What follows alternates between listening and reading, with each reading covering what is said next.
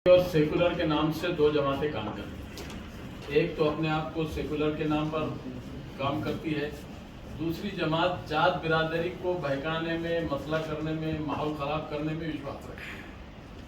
अब परिस्थिति लोगों की हमारे सामने है। जिन लोगों ने इनको वोट दे के सत्ता पे बिठाया है, चाहे वो कांग्रेस हो, राष्ट्रवादी हो, बीजेपी हो, शिवसेना हो, हमने इलेक्शन कमिश्नर को लिखा है, वो जरा फोटो बता दो उसकी, कि वे हमारे जो लोगों ने सेकुलर के नाम पर, सत्ता के नाम पे तुमको जो वोट दिया है, तुम उसका दुरुपयोग करके अपने मफाद के लिए, अपने सत्ता के लिए तुम कहीं भी जाके किसी की भी सरकार तोड़ के दूसरी की सरकार बनाते, हमारे वोटों को वापस करने का आप रास्ता बताओ, लीगली क्या है।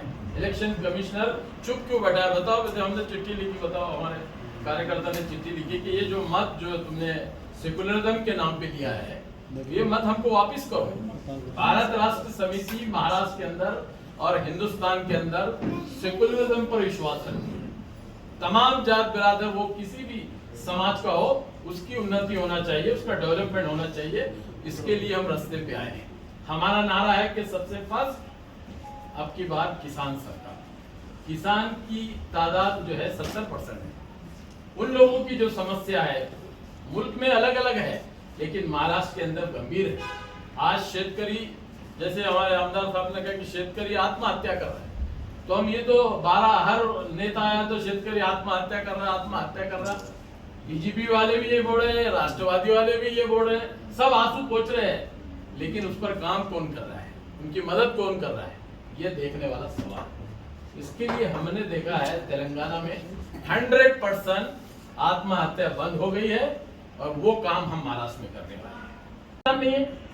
ये फिरका परस्त और सेकुलर जमातों के नाम पे काम करने वालों को 25 साल का अनुभव उनके घर में देखा, उनको बाहर देखा। ये जो कुछ आज और कल में तुम देख रहे हैं कि अजित पवार ने यहाँ से खुद ही मार के वहां गई, पवार साहब अपनी दुकान लेके बैठे हैं, ये ऐसा कुछ भी नहीं है, सब स्क्रिप्टेड है। ये घर में तय करके बनाया हुआ प्रोग्राम है। मैं खुले तौर से बोलता हूँ, मैं उस घर में से आया हूँ, मुझे सब मालूम है।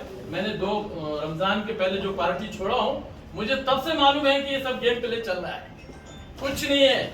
सब घुमा फिरा के बीजेपी, शिवसेना, राष्ट्रवादी सब अंदर से तिगड़म है, अंडरस्टैंडिंग है, और ये लोगों को बेवकूफ बनाने की जमातें हैं, दुकान है। इससे ज्यादा इसके अंदर में कुछ भी नहीं है। मेरा खुला आरोप है, सब एडजस्टमेंट है। और राष्ट्रवादी कांग्रेस पार्टी का जो प्रेसिडेंट है, ये उन्हीं के घर में शकुनी मामा है, और इन्हें ने जो प्लान किया है, इनका घर फोड़ने वाला वही जयंत पाटिल है, जो 3-4 महीने से जो मैं देख रहा था, साल भर से मैं उनको कुछ बातें बोल रहा था। ये घर के अंदर में आग लगी है, घर के चिराग से कौन पानी लाएगा जिसको बुझाने की आवश्यकता है। और आज जो है तो पवार साहब अलग दुकान लेके बैठे हैं, और वो ईडी के डर से, और 70,000 करोड़ का जो मोदी साहब ने परसों कहा, भाई इधर आओ न तो जेल में जाओ। अब ये तुम्हारे जेल में आना, माल का खाना, माल का लेना, अरे जनता को क्या लेना है, ये माल जनता में बांटो भाई। के चंद्रशेखर राव के बारे में हम बोल रहे हैं, वो जनता में बांटने वाला नेता है, और ये जो है तो घर में ले जाने वाले नेता है। ये फर्क है।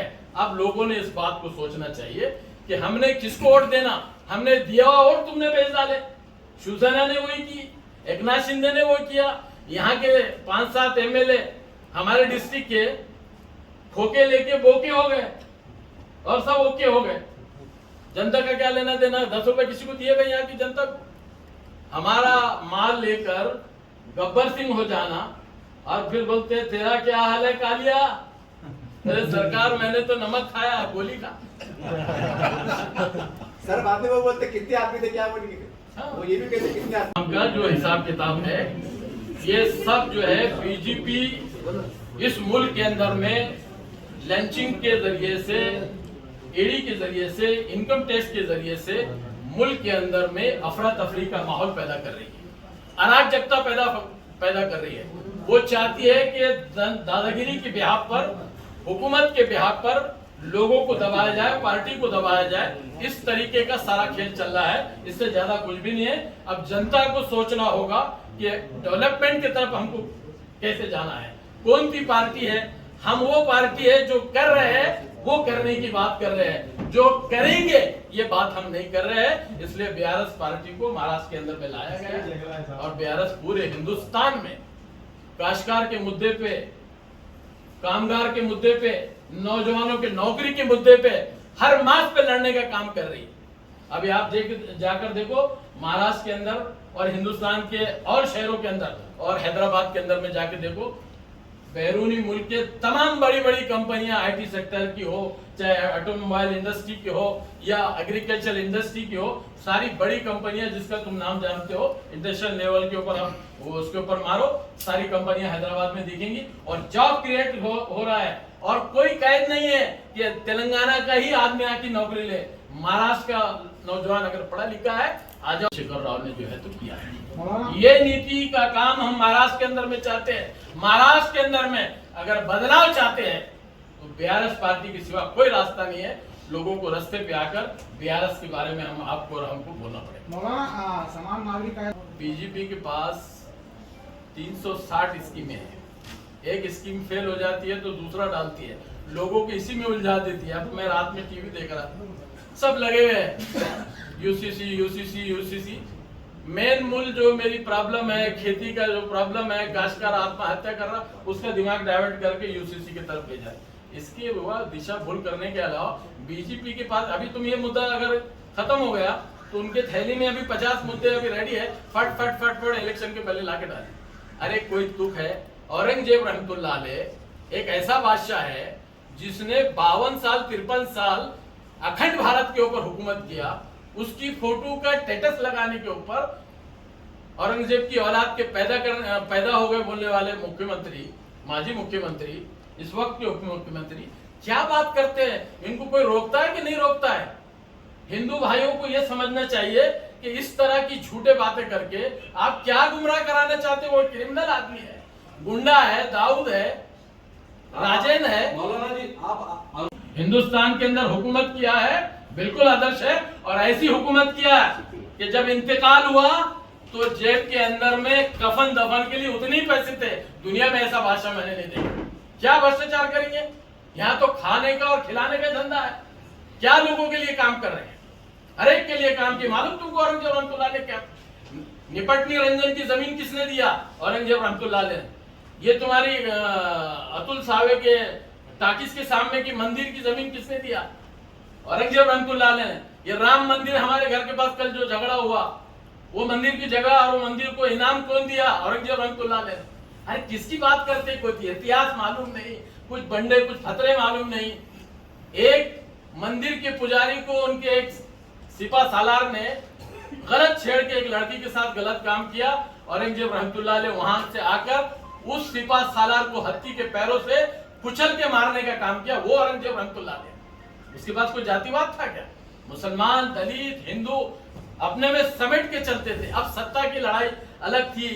ये राजा कौन था, वो राजा कौन था, ये झगड़े तो आज भी है। अभी तो घर में अजीत पवार शरद पवार चाचा भतीजे लड़ रहे। कल मरने के बाद इतिहास में जाके बात क्या बोलेंगे? अजीत पवार शरद पवार का दुश्मन था। सारा एडजस्टमेंट है।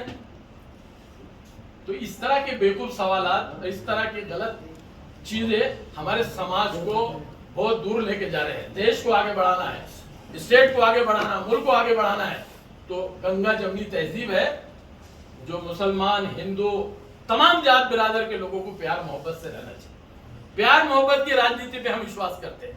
आपस के इत्तेफाक पे हम जो है तो विश्वास करते हैं। उसको हमने बढ़ाना चाहिए और देश को बढ़ाना चाहिए। कोई भी हमारे पास कमजोर तबका है किसी भी जात के नाम पे, उसको उठाओ।